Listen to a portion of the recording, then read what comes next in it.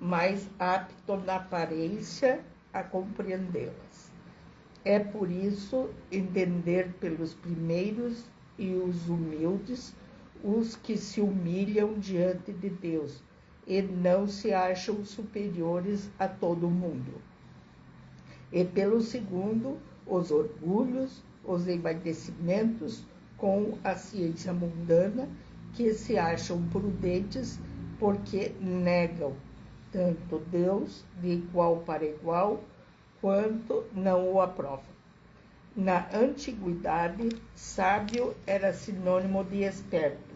É por isso que Deus lhes deixa a busca dos segredos da terra e revela os dos céus aos simples e aos humildes que se inclinam diante dele. Boa tarde. O nosso evangelho hoje ficou truncado porque houve um problema de rede. Mas eu tenho certeza que vocês, ouvindo o final do evangelho, entenderam. É importante cada um de nós pensar o que é ser prudente, o que é ser sábio, o que é ser religioso, o que é ser o que a espiritualidade busca. Uma pessoa positiva, uma pessoa com bons fluidos, uma pessoa respeitosa. Cada um vai dizer, eu até entendo isso, mas eu não consigo. É muito forte o que eu tenho passado. É muito doloroso o que está acontecendo comigo. E aí a gente começa a pensar da seguinte maneira, por que eu estou aqui? A pergunta é essa. Por que eu faço parte de um... e aí eu vou lembrar do que o irmão Antônio falou ontem, quando ele disse que a gente está num hospital, que a gente caiu num hospital de uma forma diferente. Ele trabalha de forma diferente. É ou não é? Quando ele ontem especificou, como é que começou o SOS com as garrafada é demais, viu, Thaís? Não era garrafada, não. Mas era homeopatia, era, pomadas, né?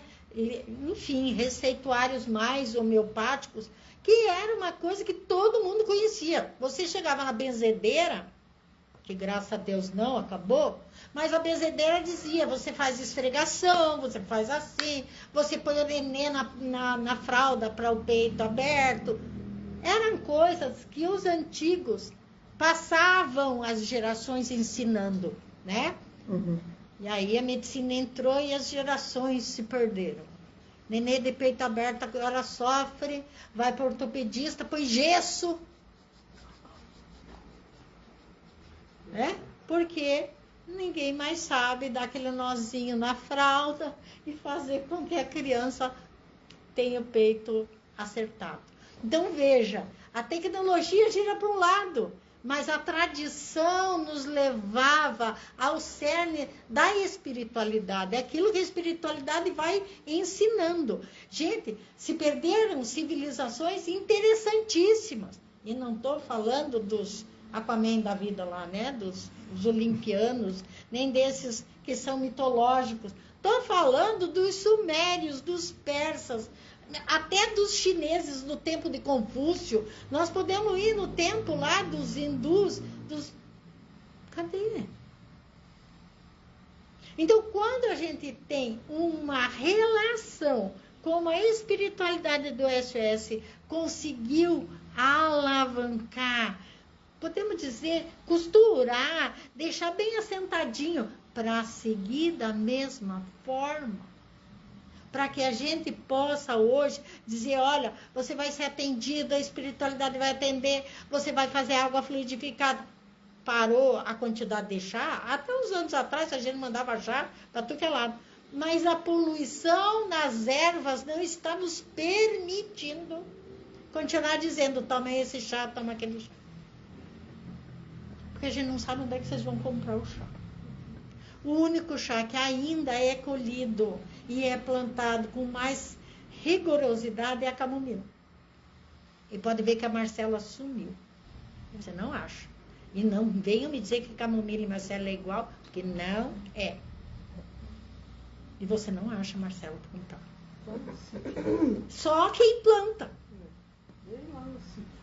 Então, veja, a qualificação do atendimento do SOS é nessa base. Dá a base a vocês, mas espera de vocês esse conhecimento, não do sábio, mas do gentil. Tá, eu sei.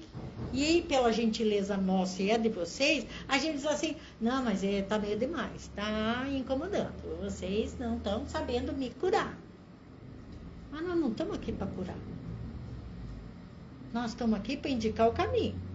Para dizer, você tem força para isso, você tem coração para isso, você tem condição de vencer. Agora, se você se autoconvence que não, nem o psicólogo, chefe do planeta aqui, vai dar jeito. Até porque se a gente veio de uma base homeopática, quem se cura não é a homeopatia que cura o paciente, é o paciente que se autocura. Se autocura. A homeopatia só é o gatilho. A homeopatia era a fortificação do próprio organismo. Uhum. Já o medicamento alopata, que se chama esse que vocês tomam, então o que ele faz? Qual é a diferença da alopatia para a homeopatia? É que ele vai direto àquele sintoma ou aquela dor, ele é direcionado. Foi feito um estudo químico, biológico, para ele ser direcionado. Então, você pode tomar vou citar aquilo que a Tereza sabe. Você pode tomar o Tandrilax, que ele vai tirar dor nas costas, dor muscular, ele vai ajudar numa série de coisas. Mas ele tem efeito contrário. Para alguns ele dá dor de estômago, outros ele dá uma sonolência, para outros ele chega a dar problema estomacal de fígado. De tão forte que ele é. Alivia a dor. E a arnica não faz a mesma coisa. E não dói o estômago, não dói o fígado, não tem problema. Mas eu prefiro tomar o Dorflex. É aí que está a questão da homeopatia. É que a homeopatia você vai tomar, ela não vai tirar dor na mesma hora. Ela vai tratar o organismo. E o alopata vai direto aonde está doendo. Então, são escolhas. Veja que nós começamos com o livre-arbítrio no remédio. E aí, eu vou deixar para depois, Maria Rosa vem dar umas aulas de alongamento hoje, sabe? Porque tá todo mundo com dorzinha aqui, ai, ali. Ela vem com aula de alongamento. Eu, se fosse vocês, pedia para gravar. O que acontece? O que acontece com a nossa questão? Eu não sei, eu não entendo, eu não aceito, eu não gosto. A minha autonegação. É muito mais fácil dizer, tá, eu li o evangelho, mas não entendi nada. Não entendeu ou não quis entender? Não gostou ou aquilo te doeu? Eu nunca esqueço uma vez, nós estávamos fazendo um trabalho com o irmão Ivers ainda, eu era só assistente. E ele estava ali falando, e o espírito que estava, porque aqui é outra coisa que às vezes a gente esquece de explicar. O SOS parece uma coisa tão pequenininha, é tão miudinho, é uma ova. Nós temos aqui, nós estamos num estilo de anfiteatro.